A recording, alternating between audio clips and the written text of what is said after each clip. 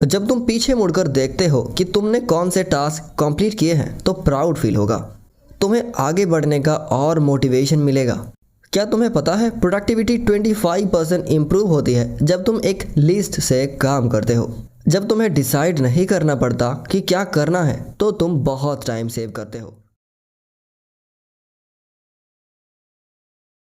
अरे मुझे काश थोड़ा और टाइम मिलता इस प्रोजेक्ट को ख़त्म करने के लिए। इन लॉस आने से पहले मैं कैसे टेबल साफ करूँगा, मैं इन सब चीज़ों को कैसे निपटाऊँगा। कुछ पहचाना, घर हो या ऑफिस, हमेशा करने के लिए बहुत सारी चीज़ें होती हैं। जब हम इन्हें टैकल करते हैं तो अच्छे से करने का टाइम ही नहीं मिलता और हम फ्रस्ट्रेटेड हो जाते हैं। ये फीलिंग आप जानते हो ना। अच्छा ये है कि ज़्यादा काम करने के लिए बड़े चेंजेस या सर्जरी की ज़रूरत नहीं है, बस थोड़ा ज़्यादा प्रोडक्टिव बनना है। आज की इस बुक समरी में सीखो कैसे ईट द फ्रॉग यानी सबसे बड़े, मुश्किल और इम्पॉर्टेंट टास्क को पहले कैसे टैकल कर सकते हो और लाइफ में ज़्यादा डिसिप्लिन और फोकस कैसे बन सकते हो। और अगर तुम इस बुक समरी को एंड तक फॉलो करते हो तो तुम्हारी प्रोडक्टिविटी 25% बढ़ सकती है। हर सक्सेसफुल गोल एक अच्छी प्लानिंग से शुरू होता है। चलो शुरुआत से शुरू करते हैं। तुम काम में डूबे हो, जैसे इरांस करना या मीटिंग अटेंड करना। तुम्हें लगता है कि तुम्हारे पास फ्री टाइम नहीं है, सब कुछ टैकल करना हो तो शुरू कैसे करते हो। एक्शन लेने से पहले तुम्हें अपने गोल्स क्लियर करने होंगे। क्लैरिटी प्रोडक्टिविटी का ज़रूरी हिस्सा है। तुम तब तक काम नहीं कर सकते जब तक पता ना हो कि क्या करना है। पहले ये समझो कि कौन से टास्क इम्पॉर्टेंट है। यह प्रोक्रास्टिनेशन को ओवरकम करने का पहला स्टेप है। गोल्स को दिमाग में शॉर्ट करने के बजाय लिखना बेटर आइडिया है। एक इम्पॉर्टेंट फैक्ट याद रखना, सिर्फ 3% अडल्ट्स अपने टाइम को रिटन गोल्स के साथ मैनेज करते हैं और वो दूसरे लोगों से 5 से 10 गुना ज़्यादा अचीव करते हैं। हाईली एडुकेटेड लोग भी उनसे कम प्रोडक्टिव होते हैं जो अपने गोल्स लिखते हैं। जब तुम अपने गोल्स को आउटलाइन कर लो, अपने टाइम को एडवांस में प्लान करो। गोल्स को छोटे छोटे स्टेप्स में तोड़ दो जिसे तुम एक के बाद एक हैंडल कर सको। चेकलिस्ट का यूज़ करो, ये तुम्हें तुम्हारे गोल्स विजुअलाइज करने में हेल्प करती है। जब तुम पीछे मुड़कर देखते हो कि तुमने कौन से टास्क कंप्लीट किए हैं तो प्राउड फील होगा। तुम्हें आगे बढ़ने का और मोटिवेशन मिलेगा। क्या तुम्हें पता है प्रोडक्टिविटी 25% इम्प्रूव होती है जब तुम एक लिस्ट से काम करते हो। जब तुम्हें डिसाइड नहीं करना पड़ता कि क्या करना है तो तुम बहुत टाइम सेव करते हो। आखिर में 80-20 रूल का यानी पेरिटी प्रिंसिपल का यूज़ करके और इफ़ेक्टिव काम करो। 80-20 रूल कहता है कि किसी भी 10 टास्क की लिस्ट में 2 टास्क बहुत ज़्यादा इंपॉर्टेंट होते हैं, उन 2 पर फोकस करो।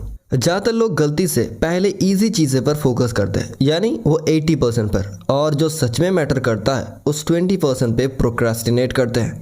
अपनी प्रायोरिटीज़ एस्टैब्लिश करो और उन पे फोकस करो। जब तुम्हें पता चल जाए कि क्या करना है तो उसे इफ़िशिएंटली करने पर फोकस करो। लेकिन कैसे? अपने प्रायोरिटाइज सेट करो। पहले अपने एक्शंस के कॉन्सिक्वेंसेस सोचो। तुम क्या अचीव करना चाहते हो। जो लोग फ्यूचर में अपने फीलिंग्स को इमेजिन करते हैं वो एवरीडे डिसीजंस बेस्ड लेते हैं। रिसर्च ने भी इसे सपोर्ट किया है। हार्वर्ड की स्टडी ने दिखाया है कि लॉन्ग टर्म गोल्स होना सोशल मोबिलिटी का सबसे बड़ा इंडिकेटर है। ये एजुकेशन लेवल या सोशल बैकग्राउंड से भी बड़ा है। ABCDE मेथड एक यूज़फुल टूल है जो तुम्हें प्रायोरिटीज़ पर स्टिक रहने में मदद करती है।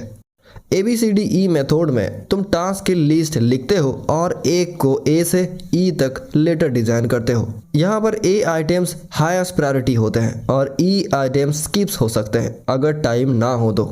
एक E टास्क एग्जाम्पल हो सकता है मूवी या वेब सीरीज़ देखना।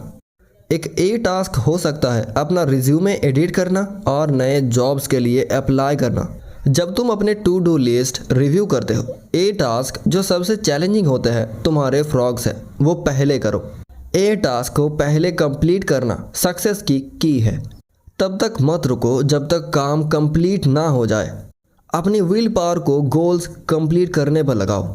फॉर एग्जाम्पल सोचो तुम्हारा हाईएस्ट प्रायोरिटी यानी तुम्हारा फ्रॉग एक नए जॉब के लिए एप्लीकेशन है। इसमें बहुत काम लगेगा, जैसे रिकमेंडेशंस इकट्ठा करना, CV रिफाइन करना और नेटवर्क में अच्छी कनेक्शंस ढूंढना। तो कंसंट्रेट करो जब तक टास्क कंप्लीट ना हो जाए। अगर तुम CV एडिट करते करते फेसबुक में खो गए तो 2 गुना टाइम लगेगा और ज़्यादा टाइप्स होंगे। तो टास्क पर फोकस रखो। प्रोग्रेस का रास्ता सेल्फ एक्सप्लोरेशन से होता है। प्रोडक्टिव होना सिर्फ अच्छी प्लानिंग नहीं है, ये एक कांस्टेंट लर्निंग प्रोसेस है। तुम्हें अपने आप को अडॉप्ट करते रहना पड़ता है। जब तुम सबसे इफ़ेक्टिव वेज सीखते हो अपनी प्लान्स को एग्जीक्यूट करने के। इसके कुछ तरीके हैं। पहले, तुम्हें सही एनवायरनमेंट चाहिए। ऐसी जगह ढूंढो जहां तुम सच में सोच सको और अपने आप हो सको। फिर इंश्योर करो कि वो जगह क्लीन हो। तुम ज़्यादा कंफर्टेबल फील करोगे जब वो क्लीन होगा। अपने डेस्क को साफ करो। नेक्स्ट, देखो कि तुम्हें जो चाहिए वो रेडी है। जो भी नेसेसरी है अपने इम्पोर्टेंट टास्क कंप्लीट करने के लिए सब इकट्ठा करो। तुम कुकिंग शुरू नहीं कर सकते अगर सब इंग्रेडिएंट्स ना हो तो। खुद को जानने का एक और इम्पॉर्टेंट पार्ट है अपने स्किल्स को समझना। हर किसी में एक स्पेशल टैलेंट होता है जो उनको यूनिक बनाता है। अपना टैलेंट ढूंढो, फिर उसका पोटेंशियल मैक्सिमाइज करो। तुम्हारा स्पेशल स्किल्स वो हो सकता है जो तुम्हें दूसरों के लिए वैल्यूएबल बनाता है। शायद तुम फिगर्स में अच्छे हो, फॉरेन लैंग्वेजेस में, लोगों के साथ काम करने में या प्रेशर में भी काम रहने में। अपने स्किल ढूंढने के लिए सही क्वेश्चन पूछो। तुम्हारे लिए क्या इजी है जो दूसरों के लिए डिफ़िकल्ट है? तुमने लाइफ में जो अचीव किया है उसमें तुम्हें क्या हेल्प किया? लास्टली, कभी इम्प्रूव करना बंद मत करो। तुम हमेशा बेटर हो सकते हो जो तुम करते हो। सीखना भी बंद मत करो। हमेशा अपने स्किल्स रिफाइन करने की कोशिश करो। इसे तुम्हें स्किल्स डिस्ट्रॉयड होने से बचाएगी और तुम्हें ज़्यादा कॉन्फिडेंस मिलेगा। सोचो कि तुम्हारे पास कितने अपॉर्चुनिटीज़ है सीखते रहने के। क्या तुम्हें पता है हर साल एक एवरेज ड्राइवर 500 से लेकर 1000 आवर्स रोड पर स्पेंड करते हैं। इस टाइम का यूज़ ऑडियो प्रोग्राम्स सुनने में करो। अगर तुम फ्रेंच बोलते हो लेकिन पिछली ट्रिप के बाद ब्रश अप नहीं किया तो ये अच्छा अपॉर्चुनिटी है। जो भी सिचुएशन में तुम हो उसका एडवांटेज लो। अपने आप को सेल्फ इम्प्रूवमेंट के रास्ते पे सेट करो।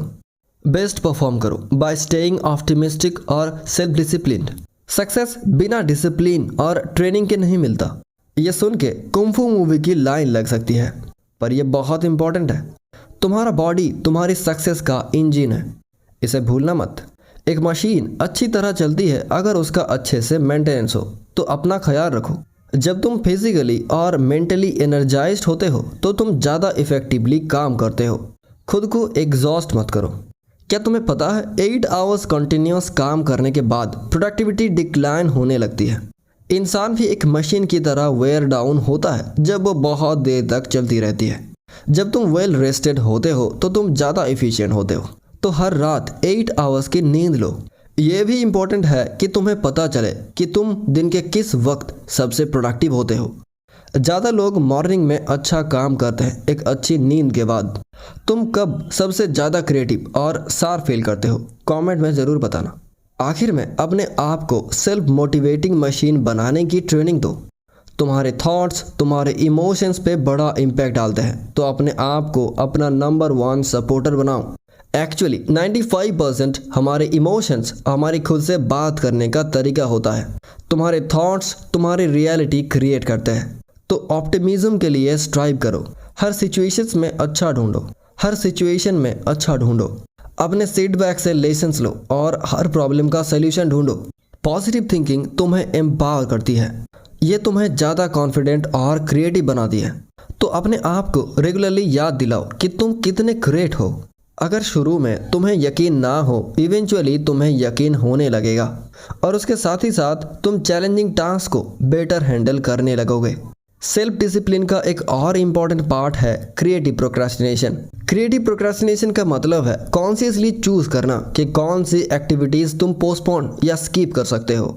ज़्यादातर लोग अपने मोस्ट इम्पॉर्टेंट टास्क पोस्टपोन करते हैं। On the other hand effective लोग लेस वैल्यूएबल एक्टिविटीज़ जैसे टीवी देखने के लिए डिलिबरेटली प्रोक्रास्टिनेट करते हैं।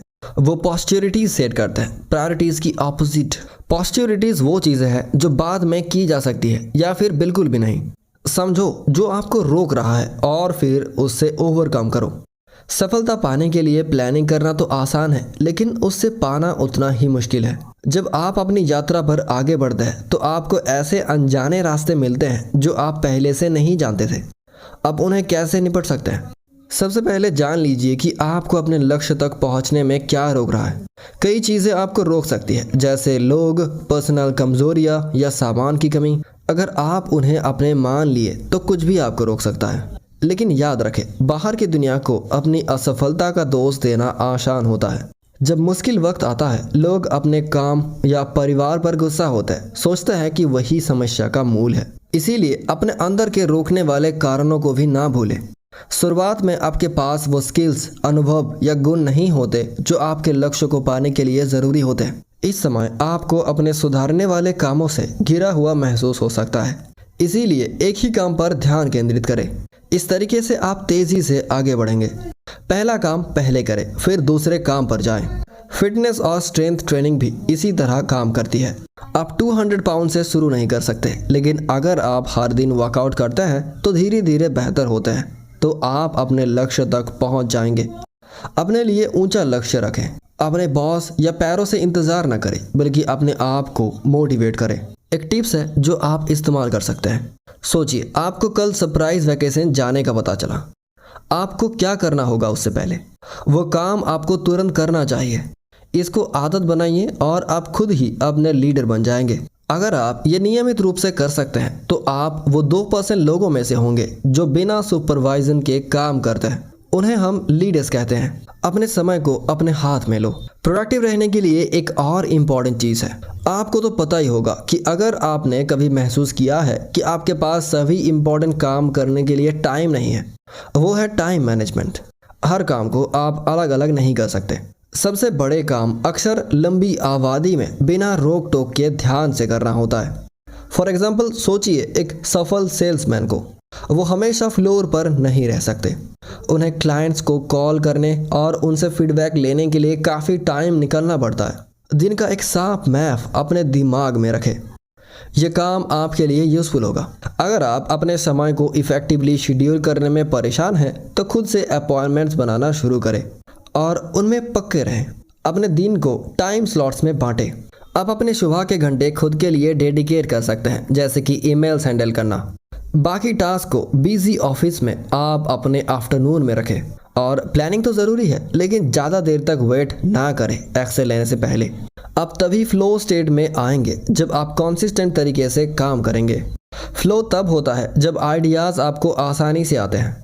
आप क्रिएटिव होंगे और बेहतर तरीके से परफॉर्म करेंगे जब आप अपने फ्लो में होंगे। और फ्लो स्टेट में आने के लिए आपको काम करने की अर्जेंसी महसूस करनी पड़ेगी। सिर्फ बात मत करें, अभी एक्शन लो और काम करो। ईट दैट फ्रॉग और धीरे धीरे आप अपने करंट लिमिट से बाहर निकल जाओगे। सही रास्ते पर चलो, डेडिकेटेड रहो और आप अपने लक्ष्य तक पहुंच जाओगे। अगर आप इस समरी को लास्ट तक सुना है तो कमेंट में 100 लिखें और वीडियो को लाइक करें, चैनल को सब्सक्राइब करें।